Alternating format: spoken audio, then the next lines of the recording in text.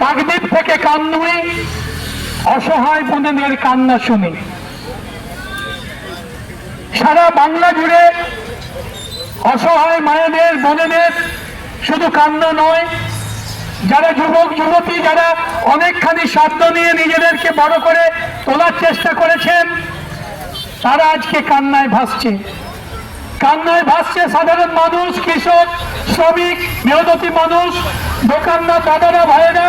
কয়েক বছর আগেও এই সুলতাননগরগঞ্জে যে দাদারা বিক্রি করতেন এবং দিনের শেষে হিসেব করে হাসি মুখে বাড়ি ফিরতেন, তারা আজকে কুণ্ঠিত, তারা আজকে চিন্তিত, এ কোন বাংলায় আমরা বাস করছি।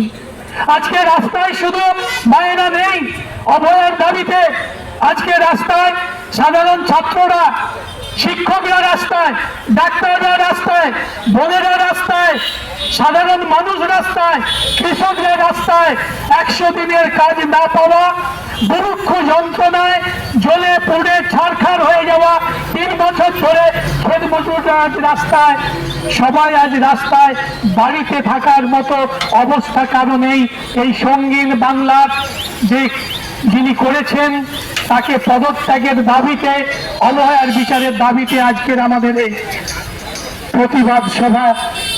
এই প্রতিবাদ সভা থেকে আমরা শিক্ষক সমিতির পক্ষ থেকে, যেহেতু সমাজের একটি অংশ শিক্ষকরা, তাই সমাজের প্রত্যেক দিনকার ব্যথা যন্ত্রণা, উপেক্ষা, অত্যাচার, অনাচার, অবিচার সবটাই আমাদেরও ব্যথিত করে, আমাদেরও কুণ্ঠিত করে।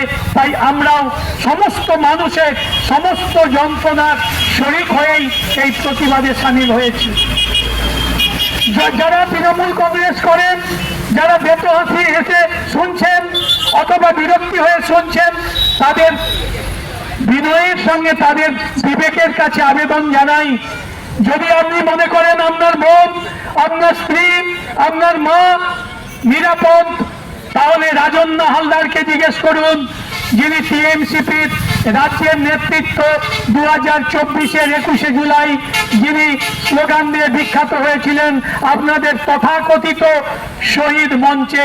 আমরা এটাকে শহীদ মঞ্চ বলি না, বলি পাগলু ড্যান্সের মঞ্চ। শহীদদের অপমান করতে বামপন্থীরা শিখেনি। যদি আপনারা মনে করেন স্বর্গত মা বা বর্তমান স্ত্রী নিরাপদ, তাহলে এই লিটন হালদারকে জিজ্ঞেস করুন, যিনি বীরভূমের এসআই, তার স্বর্গতা মাকে, তার বর্তমান স্ত্রীকে যে ভাষায় অনুব্রত মণ্ডলরা গালিগালাজ, অপমান এবং ওরালি ধর্ষণ করেছেন, তার জবাব হতে পারে না যিনি আজও স্বমহিমায় বীরভূমের জেলা সভাপতি এবং তার সিকিউরিটি থাকে জনগণের, খেত মজুরদের, না খেতে পাওয়া মানুষের প্রত্যেক দিনকার তেল নুন ঝাল মশলা ওষুধপাতি কেনার পয়সার থেকে যে ট্যাক্স, সেই ট্যাক্সের টাকায় এই রাজ্য সরকার অনুব্রত মণ্ডলদের মতো মানুষদের দেহরক্ষী রাখেন এবং তা অনুমোদিত হয় এই রাজ্যের দিল্লীশ্বরীর কলমের খোঁচায়। এটা লজ্জা, এটা নজরুল, বিবেকানন্দ, বিদ্যাসাগর এর লজ্জা। লজ্জা পৌঁছুদিনের বীর সিং নয়, এই বাঙালি নয়, এই পশ্চিম মেদিনীপুর নয়, এই ঘাটালবাসীর লজ্জা। মুখ্যমন্ত্রী তার গলার থেকে উত্তরীয় খুলে বিদ্যাসাগরের গলায় পড়াচ্ছেন, আর লজ্জা মাথা হেট হয়ে যায়। যারা আইএস আছেন, শিক্ষিত মানুষরা আছেন, তারা দেখে হাততালি দিচ্ছেন। সেদিনের ওই দৃশ্য, হে বিদ্যাসাগর, তুমি ভুল জায়গায় বোধহয় জন্মগ্রহণ করেছো, আমরা তোমাদেরকে সেই মর্যাদা দিতে পারিনি।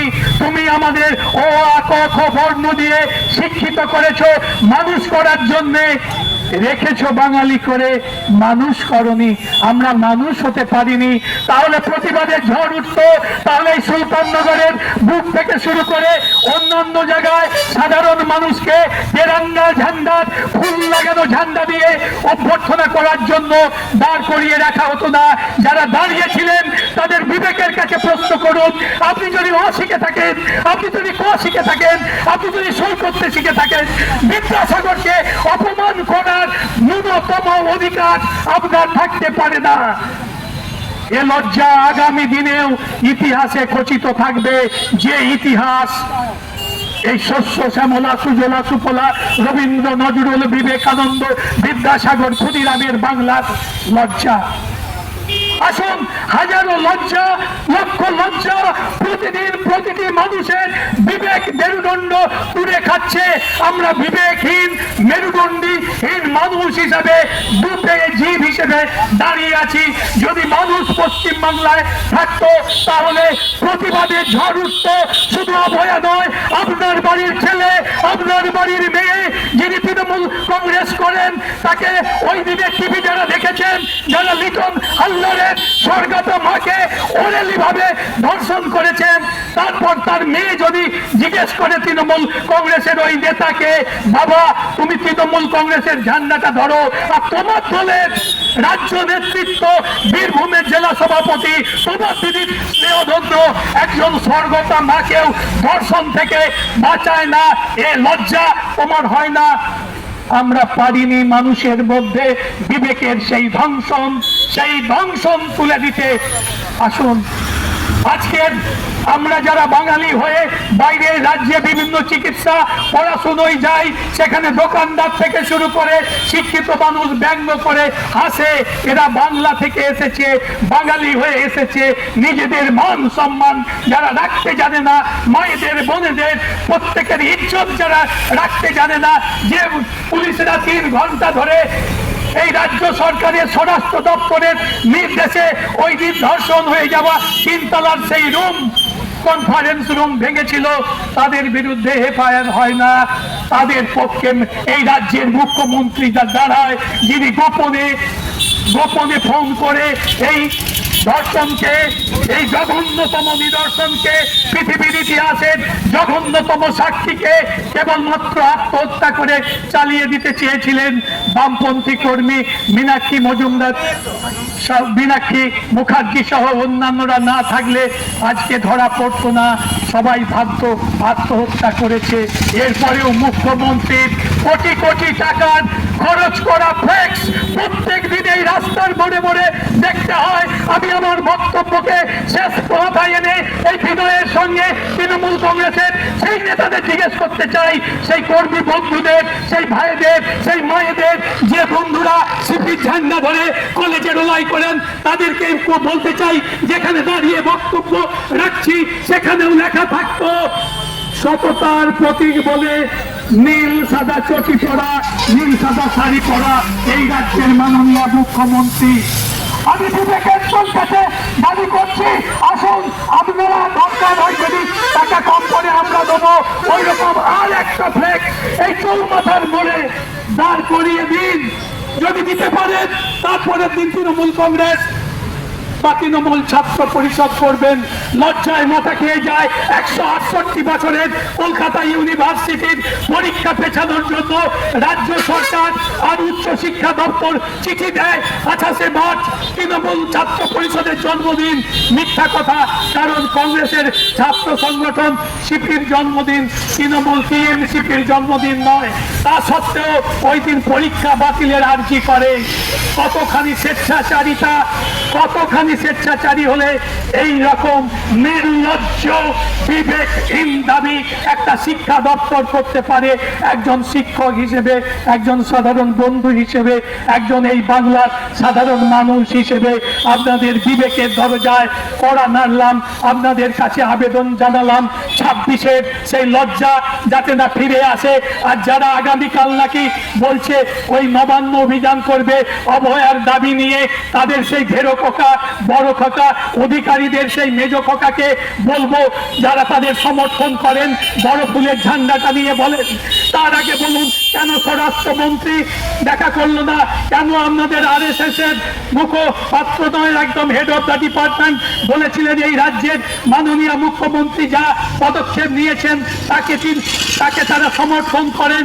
এ লজ্জা সিবিআই এর নয়। সিবিআই যেখানে বাংলা ছাড়া অন্যান্য রাজ্যে 70, 75, 80% সাফল্য লাভ করে, সেখানে বাংলার বুকে 11-র পর থেকে 0% তাদের সাফল্য কেন, এর দাবি আগে দেবেন।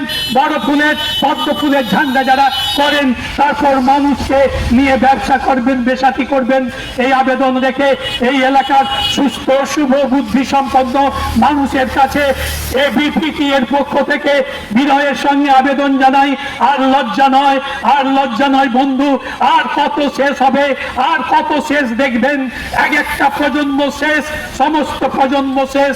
যেদিন 2011-র 20 মে এই নবান্ন নয়, পুরাতন রাইটার্স বিল্ডিং এর সামনে মাননীয় শপথ নিয়েছিলেন, সেদিন থেকেই এই বাংলার ভাগ্যা কাছে ঝড়ঝঞ্ঝার সঙ্গে কালো মেঘে ঢাকা পড়েছে।